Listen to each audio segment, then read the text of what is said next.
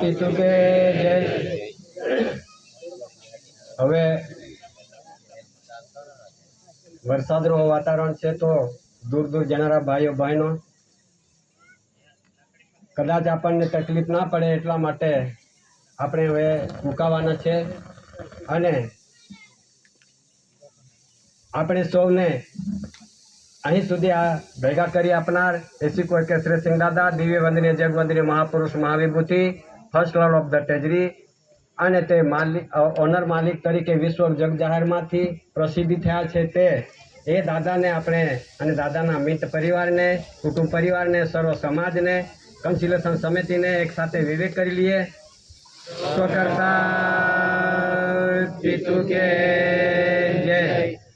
આ શેરવાઈ ગામના પવિત્ર સ્થળભૂમિ પર મહાન આધ્યાત્મિક વિશ્વ શાંતિ આરતી બેઠકના રૂપમાં અને માજીના ઘરે આંગણે માલિકનો એક વિશ્વ પ્રસિદ્ધિ બોર્ડનો ઉજવણી માટે અહીં 22 તારીખે 9મા મહિનામાં દર વર્ષે ઉજવાય છે અને ગામના વડીલો, ગામના સરપંચો, ગામના પટેલો, ગામના જેટલા બી ભક્ત ભાઈઓ, જેટલા બી કંઈક સંપ્રદાયના, જે કંઈક ધર્મના જેટલા બી હોય ભાઈઓ, આપણા સમાજ, આપણા કુટુંબ, આપણા પરિવાર, આપણા આદિવાસીઓ, હવે આપણે એક સાથે અહીંયા ઉજવણી માટે આખું ગામ સહકારી બને છે અને આજુબાજુના તમામ સમાજો, ભાઈઓ બહેનો આ મહાન આધ્યાત્મિક વિશ્વ શાંતિ આરતી બેઠકમાં સહભાગી બનીને ઉજવણી થાય છે અને આવી રીતે આગળ પણ આપણે ઉજવણી થતી જશે અને તેમાં સહભાગી બનવાના છે.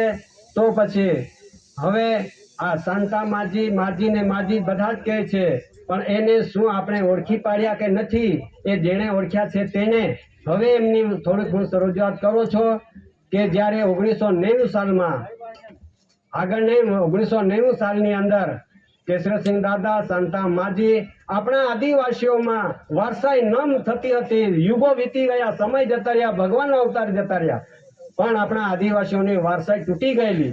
પણ તે આદિવાસીઓને વારસાઈ 1990 સાલની અંદર અમદાવાદ જઈને 1 મહિનો સુધી શાંતા માજી અને કેશરસિંહ દાદા તેની સાથે અમે કન્સિલેશન સમિતિ સાથે રહીને પછી 1 મહિનો સુધી દરેક કોર્ટ ઓફિસમાં બધા દાદાના ફોટા સાથે અને શાંતા માજી સાથે અને પછી આખા ભારત દેશની અંદર આખો જગ જાહેરમાં એવા દસ્તાવેજ બન્યા છે. આપણી પાસે નહીં ખબર એ 1990 સાલમાં ત્યારે ત્યાં સહી સિક્કા થયેલા છે અને 1991 અને 92 સાલની અંદર 91-92 અન્વયે અખિલ આદિવાસી સ્પેશિયલ એરિયો જાહેર થઈ ગયેલો છે. ત્યાં અમારી પાસે તમામ ડોક્યુમેન્ટ છે. તો માજી આપણા માટે એટલા બધા આપણા સમાજ માટે, વારસાઈ માટે એને તસ્તી વેઠી હશે, એટલા માટે માજીને, દાદાને, સમાજને હવે પછી આપણે વિવેક કરીએ અને પાણીનો સમય આવતો છે. આપણે અહીં છૂટા થવાના છે અને છૂટા થયા પછી ધીરે ધીરે ઘરે જવાના છે.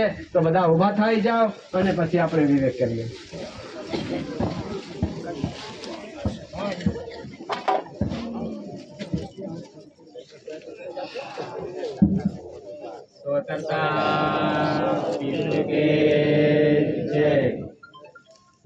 આપણી જે આવતા મહિનાની 8 તારીખે જે શેરવાઈ ગામે બેઠક જે દર વર્ષે આપણે ઉજવીએ છીએ એ પ્રમાણે આવતા મહિનાની એટલે કે 8/10/2025 8 તારીખના દિવસે આરતી બેઠક આપણે જે રીતે દર વર્ષે રાખીએ છીએ એ રીતે ઉજવવામાં આવશે.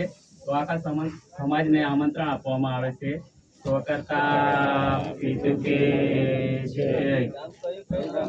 ગામ સેલવાઈ, हाँ, तालुका तोलोदा, जिला नंदुरबार, महाराष्ट्र. आपको जाति में हेलोये तोलदा तालुका नंदुरबार जिल्लो हा का. तो करता पितु के जय.